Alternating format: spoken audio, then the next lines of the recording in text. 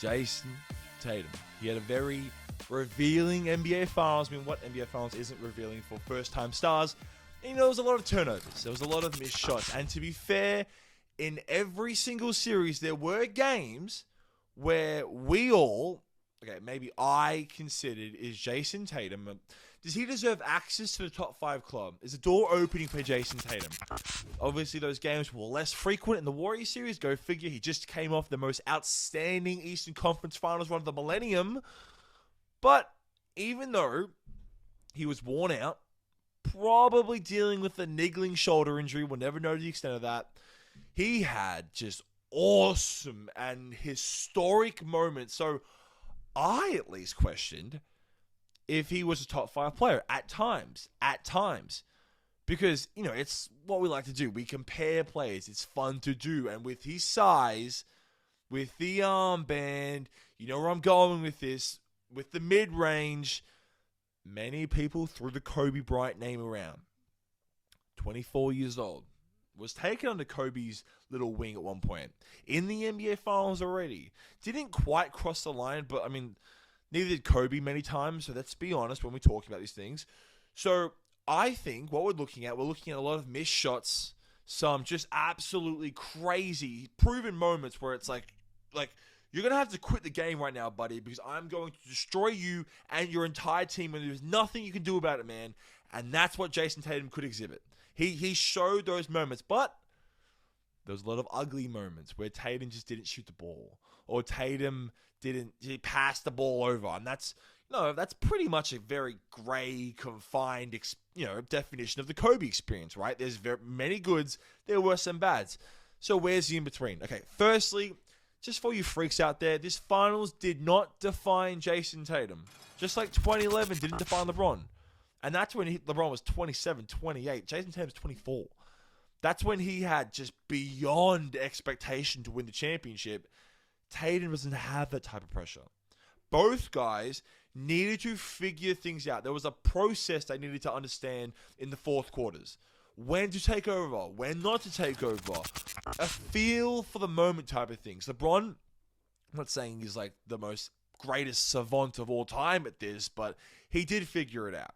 To look at the limitations of any 24-year-old, take out basketball for a second and say, oh, that's just who he's going to be, is completely absurd. So, this didn't define Tatum. But on the other side of this, are we giving too much value to throw the Kobe name around? Now, obviously, it's always a little bit premature to throw those type of names around, especially to these young guys. It's fun to do, but it's premature, and it's part of the game, though. For one, they haven't earned smack. That's bare minimum. The other is, how many Kobe Bryant-esque players are there in NBA history? The odds that Tatum can even be compared to him, even if he never quite matches his pedigree, is always premature, right? There's a rush to do it, and it's premature. But I'll play it anyway, okay? We know that Tatum led the league in missed shots, so we'll start there, okay? Because, obviously, Kobe led the league in missed shots 6 of his first 7 seasons away from Shaq. 6 of his first 7 seasons away from Shaquille O'Neal, Kobe Bryant led the league in missed shots. But although Kobe did this year after year after year, I kind of, as a Kobe fan, I kind of wave a lot of the seasons off. Like, of course, he was going to miss so many shots. He was taking all of them, and he had to take all of them. And there were times in Kobe's career where he was quite literally a one-man army. I will always encourage team-oriented basketball, but some of those old Laker teams, especially in the middle of the 2000s, Tatum has never seen less talent since his high school days. Remember, Tatum went to Duke. A very talent-friendly, pass-friendly, just experienced organization. And he never experienced anything like what Kobe had to. Where I believe, and you knew Kobe believed it too, that the best way of making the playoffs, getting past maybe a first round, was for Kobe to take all the shots. Obviously, that's what happened. Get expectedly double teamed and have a high turnover rate because of his high usage rate, right? A give and go type of thing. Not giving it to smush. Okay? So, some of Kobe's most it's sad, but what some of his most athletic, primed years were kind of grim, where Kobe would score the ball nearly every possession and still lose. You know, I'll never forget the stat. Kobe smushed. And Mahim, is it Mahim? I don't know how to say this guy's name. Mahim holds the record for scoring of the century. Just the fact is, for this to take place at all, it blows my mind. Tatum will never feel this. Now, there's two things you can say about a team like this, a team that will accomplish something like this. There has to be just a humongous disparity in offensive talent, which means you don't hit this if you usually have 4 bucket getters within 15 points separating the leading scorer and the 4th leading scorer. You will not reach a milestone like this. There's your top guys, or one guy in Kobe's situation, and the rest of it is defender, right? That's how that team has to be set up. Second is that even if this is your best strategy of winning, you're not going to get that far. Like, that's just the truth. It takes a lot more realistic unity and reliance on your teammates to win games the deeper you go in a playoff series, which obviously is something that Kobe did not have in his deck of cards for a long stretch. Tatum does. Horford is finding himself still valuable. I don't know how it's going to translate next season. Smart can score the ball. Brown is terrific. Smart also is an excellent defender. So although Kobe, he did miss a lot. I'm not taking that away. He missed a lot. He absolutely had to.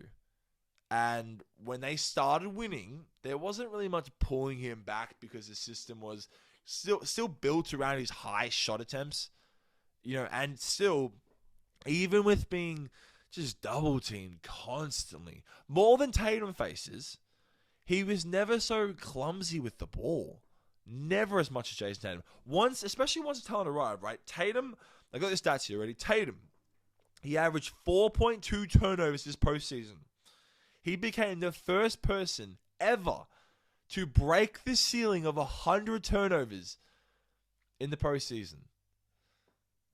Not something you want to be known for. Kobe averaged 4 turnovers in 2000, 3.5 turnovers in 2003, 4.7 when they lost 7 games against the Suns in that first round, the first matchup against the Suns.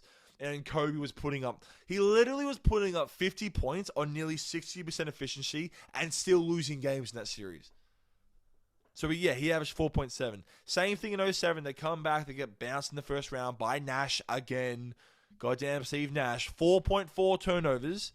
And he was also shooting the ball 26 times. So he was the team's offense. Then he gets Gasol. Especially on that 3-year championship run, it was 3.1 turnovers a game for Kobe Bryant. Like the drop. There was a shift in turnovers once the talent around him rose or was filled in. Even if he missed the shots, that's kind of stayed roughly the same. Tatum is not even just double team clumsy. He's sometimes like JaVale McGee squinting my eyes at some of the passes he's going to make.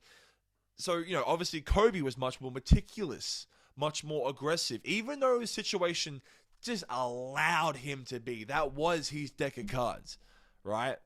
Tatum might not talk like Kobe. He might not walk around like Kobe, who walked around like he was an MVP when he was an airballing teenager. But finals losses change a lot of stars. We've seen this. Dirk switched something. Something switched in Dirk after 2006. Shaq did after the massive Orlando failure. Even though that switch wasn't, flipped for very long. Obviously LeBron. So let's not rush to define the youngster right away. I don't see... It's fun to do. It's fun to compare. But, just understand he's 24 years old. Like and subscribe, please. It really would mean a lot. Thanks, guys, for watching. 1. Here we go!